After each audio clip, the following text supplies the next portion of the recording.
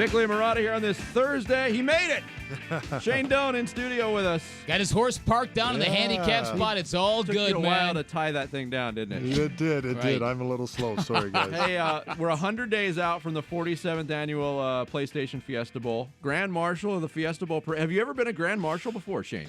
You know what? I have. I got to Grand Marshal the Ponoka Stampede, which was a lot of fun. And I should have known that. Yeah, that was The Ponoka Stampede. It's the second biggest stampede in the world besides the Calgary Stampede. It was a lot of fun. Had a good time doing it. So what? All right, I've never had the honor. Have you ever been a Grand Marshal, Bick? Come on, are you kidding? No. So what do the duties entail? What do you have to He's do? got to twirl a baton, Vinny. Yeah, with have the to ribbon wave- on the end of it. You have to wave to a lot of people, right? Yeah, just do the Queen thing. Wave and smile. Yeah, you should ride a horse in that. Put on a nice cowboy hat and I've do it. tried to kind of push it out there a It's a little good bit. idea. Figured we can get a little bit of momentum. It's a good idea. I like that idea. You can have people ride alongside you every now and again, Yeah. kind of as a, Yeah. I don't know, it'd be fun. It's a good honor, though. It is a good honor. Well-deserved as well. You can get your Fiesta Bowl tickets, fiestabowl.org/tickets. Best seat locations and guaranteed renewal rights heading into the college football playoff semifinal in 2019. So we haven't spoken in a while. How have you been? Good. I mean, it's obviously a few changes, but it's been good, and it's something that I'm enjoying myself. All right, let's rephrase that question a bit, because we all know that you were very hurt by what happened to you. We don't need to go there, but you did something very mature and manly by dropping whatever personal bitterness you felt, because you knew that if you did that, it would invalidate everything you did for 2 decades. And it might make it even harder for the organization to grow and get to the point that you so badly wanted to push it to.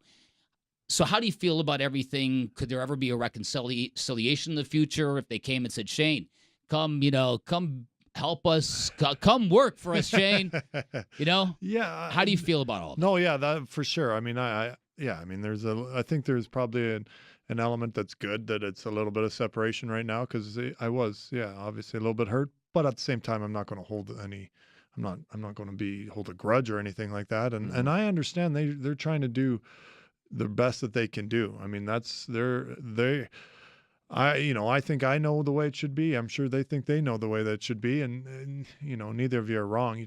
You have different opinions. Yeah. And I think at some point there's probably a chance that you could work with them. But right now it's probably a good time just to let things be. Take a deep breath. Yep, I hear you. Yeah, when you do something for so long, especially in one place, it doesn't matter what it is. When that stops, there's a transition. So I think this has probably been a multi-level transition for you. Do you find yourself getting to certain benchmarks and saying, this is the first time I haven't filled in the blank? I mean, the team's in camp right now, played a preseason game last night.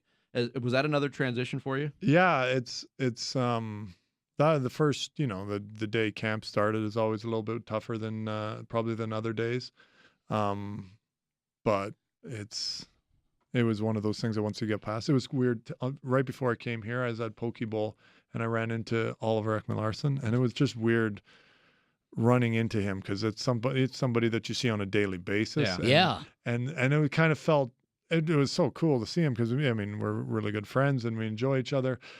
But I was like, oh, what are you doing? And I know you guys play in Calgary, and I'm obviously still a nerd. I'm keeping track of everything that's going on. And they got a game. They played last night, and they got a game in Calgary tomorrow, and they go to San Jose after that, and they're finding their way around. And I'm excited about the players and what they can do, and hopefully a bunch of them take a big step. All right, fill in the blanks on this. When you heard that the Coyotes had to cancel their first preseason game because the ice melted, your first response was?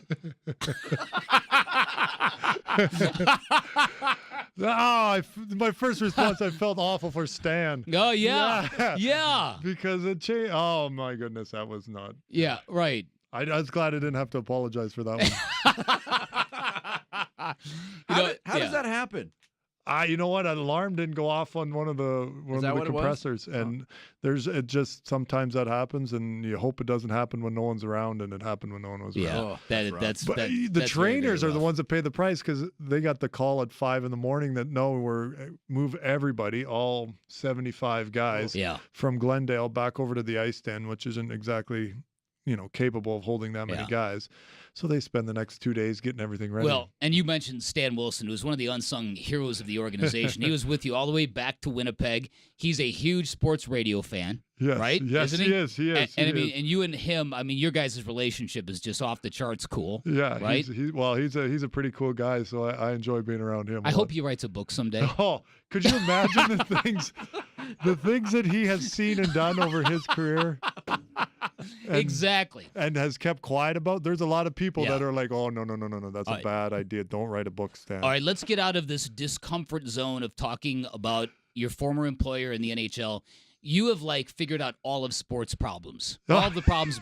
You figured out how to solve tanking, and I'm Yes. on board with that theory. Yes, I think we need to do that. You liked our conversation that we just had about NBA players and NHL players and how they have to adjust and tune their bodies to this crazy conundrum of playing games, morning skate or shoot arounds, playing games, getting to sleep. Your thoughts on all that? It's unbelievable because your job is to perform until 11:30 at night or whatever time you get done at. Mm-hmm. And yet it's for a long time, the old school thought was we need to be up in the morning and you need to be like a responsible adult. Well, your job is to perform at hours that everyone else is already in sleep, and not just to perform, but to get yourself jacked up enough that you're ready to. It's not like, okay, I'm done work at 11. It's time for me to go to bed. Well, no, you've been competing and getting yourself ready that you can't go to sleep. So then guys end up having to find a way to go to sleep, whether it's take an Ambien or take something to go to sleep. In the past, that's kind of been one of the things that they've used. And then once you wake up in the morning, the coaches are like, hey, you guys got to be responsible because you're a bunch of young guys that are going out partying all the time. Show up and be ready to practice. And the guys are like, well, you just had me ready to, compete last night, and now you're asking me to be ready in the morning. And the league changed the rules a little bit on the fact that you can't have a morning skate within 9 hours of your wheels touching down because you get off a plane or you get off something. Anyways, they're No, that's really good. trying. That's really interesting. 9 hours, so a plane lands. You cannot be laced up and doing anything for 9 hours. A meeting, anything. They can't call a meeting. They can't call anything. Wow. They have to let you sleep. It's either 8 or 9 hours, depending. I can't remember the exact rule, but it was a specific thing that they had to talk about because there were some serious issues happening with the players in the NHL, where there were some guys where some things that happened to some guys that were really scary, and guys were in the league was scared and the players were scared. You mentioned something. We're talking to Shane Doan. He joins us in studio. He's the Grand Marshal of the Fiesta Bowl Parade this year. You mentioned something earlier about young guys, and one of the concerns was they're out partying all the time. I read an article, it was an NBA-based article a couple months ago, about how even young players are so much more business-like, that they're not going out and partying as much, that they are in tune with their diet, and they're really treating this as a job. Did you see any kind of transition during your time in the NHL? Or are guys still going out partying? It's not. It's guys without a doubt enjoy the life of a professional athlete. Sure. There's huge benefits to it, and it's great. But the guys do approach it so much more business-like, and it's drilled into them. They have the rookie symposiums, and they have everything to tell you, hey, you need to make sure that you do this, that, and guys are really, really concentrating on that, and they're trying to make to make better judgment. And really, the thing that changed everything was the fact that there's phones and everyone knows if anyone goes out, where guys used to have their spot that they could go that no one would know they were there. Yeah. Well, now everyone's everywhere and you can see everyone, and someone will tweet or send Everybody's a picture. media member. Exactly. Well, it's a great point because I do this with my daughter all the time. She's got an iPhone, but we've got that great system where we know where she is at all times. And she's like, Dad, I don't want you to know where you are, where I am all the time. Well, then give me your phone, and it's all good. And she doesn't want to do that. Instead of doing this whole game, like you said, players have to get amped up on caffeine, Red Bull, amphetamines, whatever it is before a game. Then you play the game. Now you're coming down. Now you need time to decompress. And now you're thinking, how do I fall asleep? Then you're popping Ambiens. And then you get up in the morning. Why don't you just show some trust, issue I agree. organizational cell phones, and they can see where you're at. That's simple. Ooh, How about that? I think you hit a nerve there, That man. was- Yeah, I don't know about Didn't that. see that coming, but Yeah, yes. right, that- yeah. No, Will Chamberlain would have dug that. Oh, man, every single guy is in their room exactly when they're supposed Right. to be. Isn't that that's right. What a That's diligent right. bunch. Shane Doan is joining us today, courtesy of the PlayStation Fiesta Bowl. Today marks 100 days out from the 47th annual game. Tickets are on sale now. Visit fiestabowl.org/tickets to get the best seat locations and guaranteed renewal rights heading into the college football playoff semifinal in 2019. Of course, Shane is going to be the Grand Marshal of the Fiesta Bowl parade.